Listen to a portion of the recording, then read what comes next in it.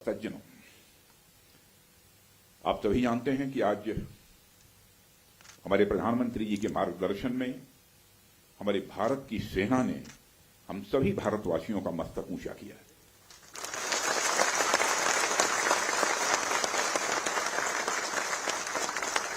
इसलिए मैं चाहता हूं कि एक बार अपने स्थान पर खड़े हो जाएं और मैं नारे लगाऊंगा। हमारे देश के सेना के जवानों के सम्मान में हम सभी बोलेंगे, भारत माता की, भारत माता की, भारत माता की। बहुत बहुत धन्यवाद। साथियों, जैसी कि आप सबको जानकारी है कि कल रात हमारी भारतीय सेनाओं ने अपने अद्भुत शौर्य और पराक्रम का परिचय देते हुए एक नया इतिहास रच दिया है। साथियों, भारत की सेना ने सटीकता, सतर्कता और संवेदनशीलता के साथ कार्रवाई की है। हमने जो लक्ष्य तय किए थे उन्हें ठीक समय, तय योजना के अनुसार सटीकता से उन्होंने ध्वस्त किया है और किसी भी नागरिक ठिकाने, सिविलियन पॉपुलेशन को जरा भी प्रभावित न होने देने की संवेदनशीलता भी हमारी सेना ने दिखाई है।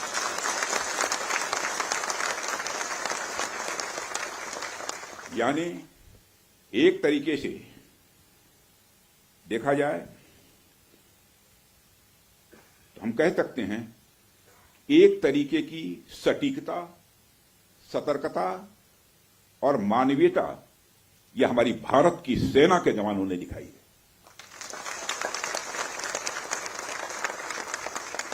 जिसके लिए मैं हमारे सेना के जवानों और अधिकारियों को पूरे देश की ओर से मैं साधुवाद देता हूं और सेना को संपूर्ण संबल प्रदान करने के लिए अपने प्रधानमंत्री माननीय नरेंद्र मोदी जी को भी मैं साधुवाद देता हूं।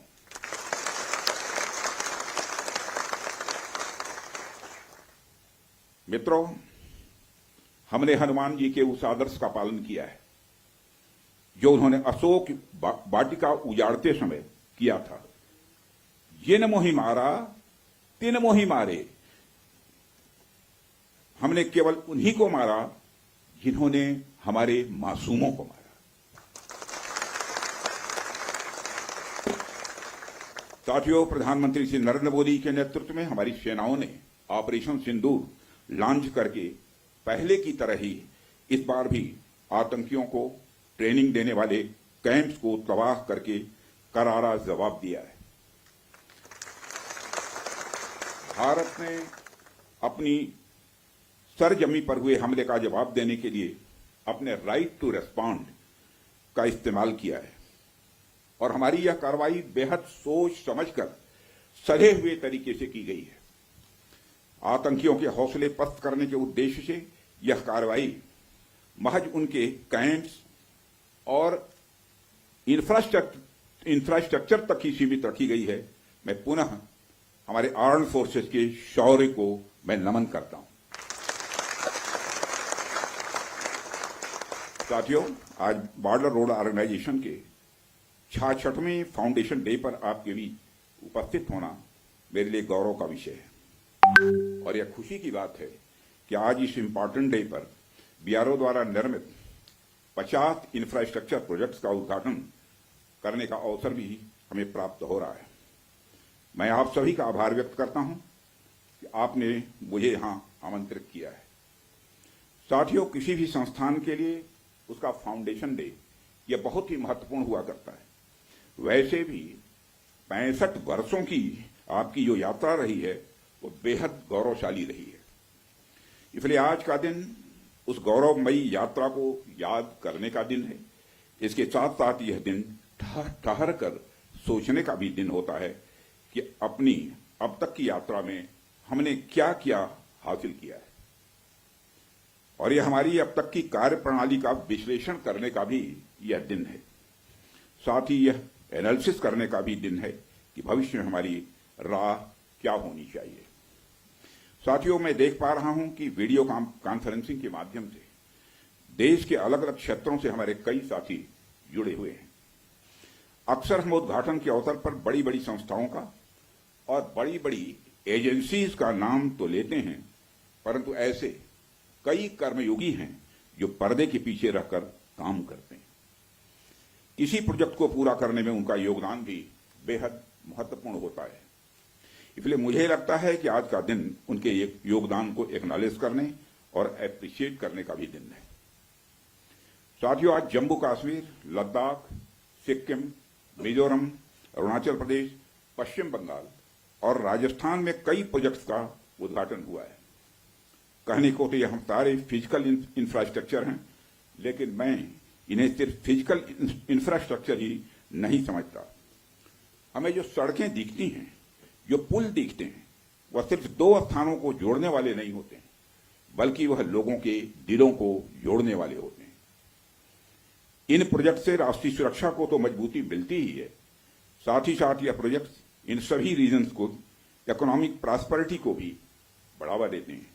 ये तमाम प्रोजेक्ट इन क्षेत्रों में ट्रांसपोर्टेशन, टूरिज्म और इकोनॉमिक एक्टिविटी को बढ़ावा देंगे, जिससे निश्चित रूप से यहाँ के निवासियों की आय में वृद्धि होगी, उनकी क्वालिटी ऑफ लाइफ में भी इंप्रूवमेंट होगा और इन क्षेत्रों में समृद्धि आएगी, यानी प्रॉस्पेरिटी आएगी। साथियों, मुझे बताया गया कि आज जिन इंफ्रा प्रोजेक्ट्स की शुरुआत की गई है, इनकी टोटल कॉस्ट लगभग 1900 करोड़ रुपए के आसपास की है। मुझे लगता है कि यह केवल उनकी नॉमिनल वैल्यू पर है। इसकी असली वैल्यू है वह तो हम आंक भी नहीं सकते। इन सड़कों के माध्यम से जब कोई बच्ची स्कूल जाएगी और अपना भविष्य बनाएगी, तो उसके इंपैक्ट का आकलन भी हम नहीं कर सकते। इन ब्रिजेस के माध्यम से जब यहां एम्बुलेंसेज दौड़ेंगी और समय पर लोगों को इलाज होगा, उसकी वैल्यू को भी नहीं आंका जा सकता है। जब इन सड़कों के माध्यम से विभिन्न संस्कृति के लोग आपस में जुड़ेंगे या फिर एक दूसरे से जो कुछ सीखेंगे, उसकी वैल्यू कोई भी आंक नहीं सकता है। जब इन टनल्स के माध्यम से यहां के किसानों द्वारा उगाए गए फूल, फल, सब्जियां इत्यादि दूसरे क्षेत्रों में आसानी से पहुंचेंगे, उसका जो आर्थिक और सामाजिक प्रभाव यहां के किसानों पर पड़ेगा, उसकी वैल्यू, उसकी कीमत कोई भी नहीं आंक सकता है। साथियों, मैं इन प्रोजेक्ट्स की डिटेल देख रहा था। मैंने देखा कि इनमें छोटे से लेकर बड़े रोड्स, टनल्स और ब्रिजेज हैं। कुछ मीटर से लेकर सैकड़ों किलोमीटर तक इनकी लंबाई है। हालांकि उनकी लंबाई से कोई खास फर्क नहीं पड़ता है। कोई पुल अगर छोटा है, कोई सड़क यदि छोटी है, तो इससे कोई खास फर्क नहीं पड़ता, क्योंकि दुनिया की लंबी से लंबी जो यात्राएं होती हैं, वह सिर्फ एक छोटे से रास्ते से ही शुरू होती हैं। इसलिए इन प्रोजेक्ट्स की कीमत, इनकी वैल्यू सिर्फ इस बात से नहीं आंकी जा सकती क्या फाइनेंशियली या फिजिकली कितना बड़ा प्रोजेक्ट है और यह कितना छोटा प्रोजेक्ट है।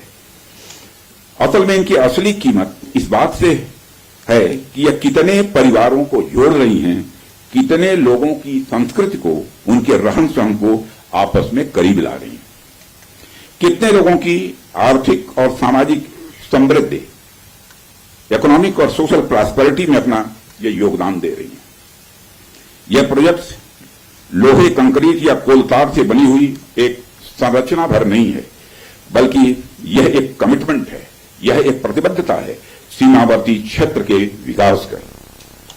यह एक रिजॉल्व है, यह एक संकल्प है बॉर्डर एरिया में क्वालिटी इंफ्रास्ट्रक्चर बिल्ड करने का। यह एक दृढ़ निश्चयता का डिटर्मिनेशन है लोगों के दिलों को जोड़ने का। इसलिए मैंने कहा कि ये प्रोजेक्ट्स इनवैल्यूएबल हैं, इनकी कीमत का आकलन नहीं किया जा सकता। साथियों, प्राचीन काल से ही मार्ग मानव सभ्यता के विकास में बड़ी महत्वपूर्ण भूमिका निभाते आए हैं। मार्गों की महत्ता हमारे इतिहास में हमेशा से रही है। जब आप मानवता का इतिहास पलट कर देखेंगे तो आप ये पाएंगे कि ट्रांसपोर्टेशन रूट्स ने कितना इंपॉर्टेंट रोल प्ले किया है। इतिहास बताते हैं कि सिविलाइजेशन थ्राइव हुई तो उसके पीछे रूट्स और राजमार्गों का बहुत बड़ा योगदान रहा है। कला, साहित्य, संस्कृति और विज्ञान का प्रचार प्रसार एक क्षेत्र से दूसरे क्षेत्र तक इन्हीं के माध्यम से फैलता है। यदि मैं भारत के संदर्भ में बात करूं तो मुझे यहां के दो इंपॉर्टेंट रूट्स के नाम स्वाभाविक रूप से याद आ रहे हैं। आप शायद उत्तरापथ और दक्षिणापथ के बारे में जानते होंगे या सुना होगा।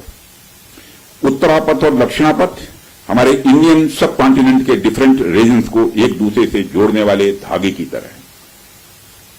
आप सोचिए, हजारों साल पहले जब संचार के इतने तेज साधन नहीं थे, तब आइडियाज और कल्चर, विचार और संस्कृति एक जगह से दूसरी जगह कैसे पहुंचते थे। पांड्य साम्राज्य का मोती और मदुरई का कपास आखिर मगध के पाटलिपुत्र में कैसे बहुत प्रसिद्ध हो गया। राजकुमार सिद्धार्थ से भगवान बने महात्मा बुद्ध की शिक्षाएं कावेरी पट्टनम तक कैसे पहुंच गई। संगम युग की मणिमेखले की चर्चा कश्मीर तक कैसे फैल गई। जब भारत में मॉडर्न पॉलिटिकल यूनिटी का कंसेप्ट भी नहीं आया था, तब से इन रूट्स ने सभ्यता और संस्कृति के विकास और आदान प्रदान में बहुत ही महत्वपूर्ण भूमिका निभाई है। यदि हम महात्मा बुद्ध के बाद के इतिहास पर भी नजर डालें, तब भी हमें यह देखने को मिलता है कैसे दूसरे क्षेत्रों से आकर लोगों ने भारत की संस्कृति को समृद्ध किया और भारत की संस्कृति से भी उन्होंने बहुत कुछ सीखा भी है। इन मार्गों का महत्व तब भी इतना ज्यादा था कि व्यापार के लिए समर्पित सड़कें बनाई जाती थी। आप जब सिल्क रूट के बारे में जानते हैं, आप सभी को मालूम है सिल्क रूट के बारे में, जिसने एक तरह से पूरे एशिया और मध्य यूरोप तक को कवर कर लिया था। भारत से भी उस सिल्क रूट का एक बड़ा हिस्सा होकर गुजरता था, जिससे न सिर्फ सामान बल्कि संस्कृति और विचार का भी एक्सचेंज, आदान प्रदान यह होता था। एशिया और यूरोप के बीच कल्चरल एक्सचेंज, सांस्कृतिक आदान प्रदान में भी सिल्क रूट का बहुत बड़ा योगदान रहा है। साथियों, सिर्फ स्थलीय मार्ग का ही नहीं बल्कि जलीय मार्ग का भी ह्यूमन सिविलाइजेशन, मानव सभ्यता में एक बहुत बड़ा महत्व रहा है। मेसोपोटामिया की सभ्यता के साथ हमारा व्यापार जलीय मार्ग से ही होता था। अरब के जो व्यापारी आते थे वह भारत में जलीय मार्ग से ही आते थे। इन रूट्स का असर हमारे संस्कृति पर, हमारे परंपराओं पर और हमारी अर्थव्यवस्था पर तो पड़ा ही, साथ ही साथ इन रूट्स ने दुनिया को कई सारी नई चीजें भी सीखने को दी हैं। आप में से बहुत से लोग इस बात को जानते भी होंगे कि मानसून की हवाओं का जो कंसेप्ट है, और उसको सबसे पहले अरब के यात्रियों ने खोजा था, और वह कंसेप्ट तब खोजा गया था जब वह जलीय मार्ग से भारत में आते और जाते थे। इसी प्रकार भारत में हुई न्यूमेरिक्स नंबर जो होते की खोज ने भी पहले अरब और बाद में यूरोप तक का रास्ता तय किया था। साथियों, प्रधानमंत्री जी के नेतृत्व में जब से हमारी सरकार आई है, तब से हमारे प्रधानमंत्री का इस बात पर विशेष ध्यान रहता है कि सीमावर्ती इलाकों का कैसे अधिकतम विकास किया जाए। यह बताने की जरूरत नहीं है कि कैसे सीमावर्ती इलाकों को लंबे समय तक उसको उपेक्षित किया गया, कैसे एक लंबे समय तक वहां पर अच्छी क्वालिटी के इंफ्रास्ट्रक्चर को छोड़िए, एक बेसिक क्वालिटी के भी इंफ्रास्ट्रक्चर को भी नहीं पहुंचाया गया। परंतु आज स्थितियां बदली हैं। आज सीमावर्ती क्षेत्रों में safe, secure and vibrant land borders को इंश्योर करने के लिए हमने वाइब्रेंट विलेज इनिशिएटिव भी प्रारंभ किया हुआ है। देश भर में सड़कों के निर्माण की यदि मैं बात करूं तो आज हम प्रतिदिन लगभग 35 किलोमीटर सड़कें बना रहे हैं, प्रतिदिन 35 किलोमीटर सड़कें बना रहे हैं। इसके अलावा भी हम बड़े स्तर पर कनेक्टिविटी को बढ़ावा दे रहे हैं। स्थितियां पहले की तुलना में कुछ इस प्रकार बदली हैं कि मुझे आए दिन बीआरओ के किसी न किसी कार्यक्रम में आकर सड़कों का, ब्रिजेस का, टनल्स का और ऐसे सैकड़ों प्रोजेक्ट का उद्घाटन करने का अवसर मिलता रहता है। साथियों, रक्षा मंत्री के रूप में मुझे बीआरओ द्वारा किए गए कामों को नजदीक से कई बार देखने का अवसर भी मिला है। पिछले कुछ वर्षों में मैंने देखा है कि कैसे बीआरओ ने बॉर्डर एरियाज में इंफ्रास्ट्रक्चर डेवलपमेंट के मामले में क्रांति ला दी है। बीआरओ ने जो काम किया है वह न केवल राष्ट्रीय सुरक्षा के लिए आवश्यक है, बल्कि दूर दराज के क्षेत्रों की अर्थव्यवस्था को बढ़ावा देने में भी यह सहायक सिद्ध हो रहा है। पिछले 4 वर्षों में ही आज के 50 नए प्रोजेक्ट्स के इनॉग्रेशन सहित बीआरओ ने 13,743 करोड़ रुपए के कुल इन्वेस्टमेंट के साथ 456 इंफ्रास्ट्रक्चर प्रोजेक्ट्स को सफलतापूर्वक पूरा किया है। इसके लिए मैं बीआरओ को बधाई देता हूं। साथियों, बीआरओ की काम की क्वालिटी भी मैं कह सकता हूं ये वर्ल्ड क्लास की है, जिसका एक प्रमुख उदाहरण सेला सुरंग है, जिसका उद्घाटन पिछले वर्ष ही हमारे प्रधानमंत्री जी ने किया था। यह रणनीतिक रूप से महत्वपूर्ण क्षेत्रों में कनेक्टिविटी बढ़ाने के लिए हमारी सरकार की प्रतिबद्धता का एक प्रतीक है और मुझे यह बताते हुए बेहद गौरव की अनुभूति हो रही है कि पिछले 5 वर्षों में ही बीआरओ का बजट लगभग 2 गुना हो गया है, जिससे सीमा पर बेसिक इंफ्रास्ट्रक्चर के विकास में रिकॉर्ड तोड़ प्रगति हुई है। वित्तीय वर्ष 2024 और 25 में बीआरओ ने 16,600 करोड़ रुपए का 16,600 करोड़ का रिमार्केबल एक्सपेंडिचर किया है, जो अपने आप में यह ऐतिहासिक है। साथियों, बीआरओ ने खुद को सबसे चुनौतीपूर्ण और सुरक्षा के सेंसिटिव एरियाज में भी बेसिक इंफ्रास्ट्रक्चर के विकास के लिए एक प्रमुख एजेंसी के रूप में अपने को स्थापित किया है। छत्तीसगढ़ के नक्सल प्रभावित क्षेत्रों में भी बीआरओ महत्वपूर्ण सड़क प्रोजेक्ट का सफलतापूर्वक निर्माण इस समय कर रहा है। आप सब तो जानते ही हैं कि जहां कोई नहीं पहुंचता वहां तक जाने वालों को ट्रेल ब्लेजर कहते हैं। बीआरओ के मामले में भी मैं यह कह सकता हूं, जहां तक आम सड़कें नहीं पहुंचती वहां बीआरओ पहुंचता है। यानी बीआरओ हमारे देश का रियल ट्रेल ब्लेजर है।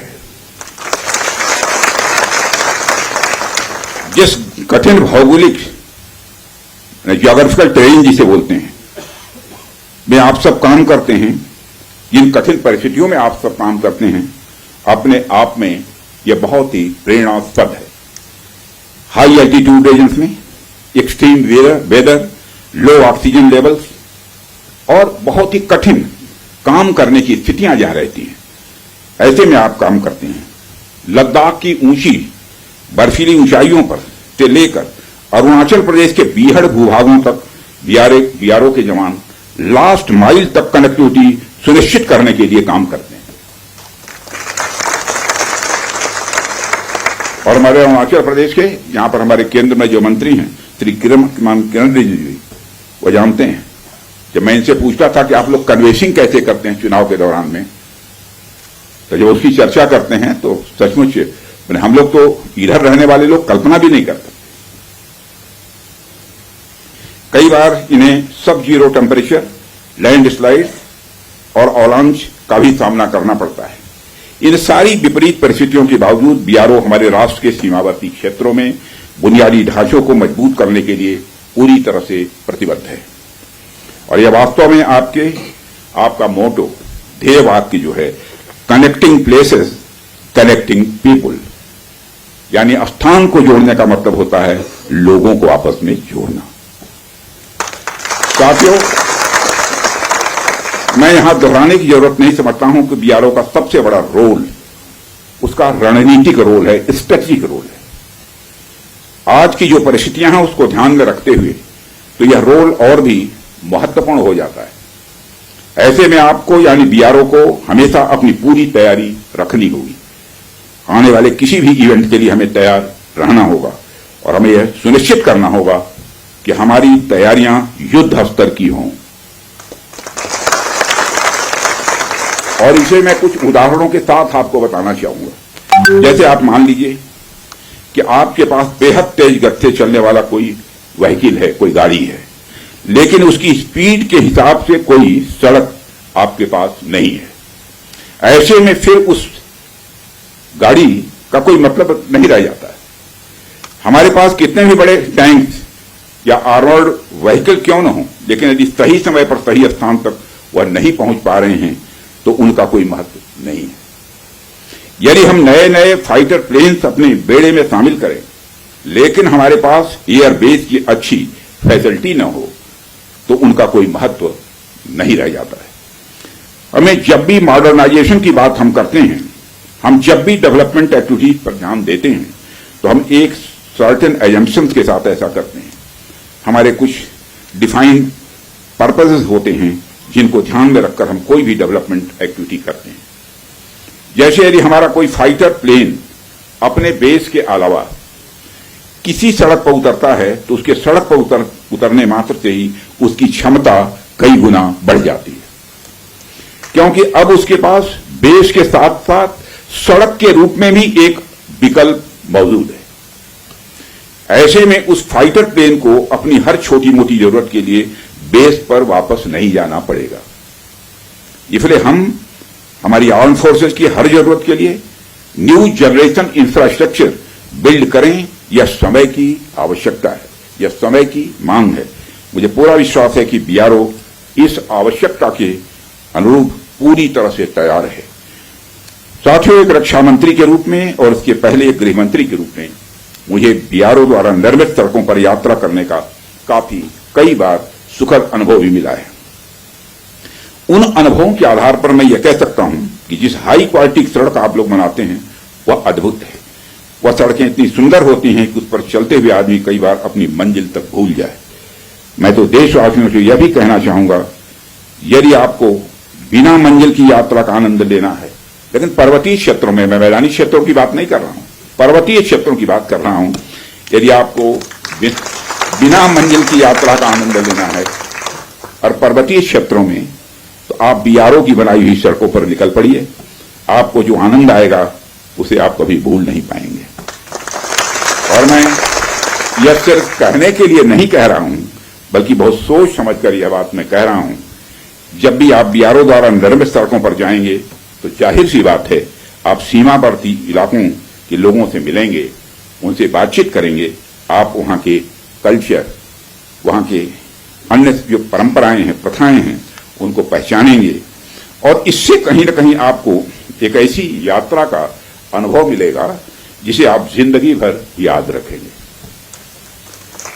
और आज जब हम इस बड़े दिन का जश्न मना रहे हैं तो आइए हम एक ऐसे भविष्य का निर्माण करने का संकल्प लें जहां हमारे सीमावर्ती इलाकों का हर गांव, वहां का हर नागरिक अपॉर्चुनिटी या अवसर, सिक्योरिटी यानी सुरक्षा और प्रॉस्पेरिटी यानी समृद्धि से युक्त हो। आइए हम मिलकर एक ऐसे भारत के निर्माण की ओर आगे बढ़ें। साथियों, जहां इस देश के सबसे विकसित इलाके में और इस देश के सीमावर्ती इलाकों में कोई अंतर न हो, असल मायने में हम तभी 2047 तक एक विकसित राष्ट्र का निर्माण कर पाएंगे। इसी आशा और विश्वास के साथ मैं अपनी बात को समाप्त करता हूं और अंत में एक बार मैं फिर आप सभी को बीआरओ के स्थापना दिवस की ढेर सारी हृदय से बधाइयां देता हूं। आप सबका बहुत बहुत धन्यवाद और आप एक बार बोलिए, भारत माता की जय।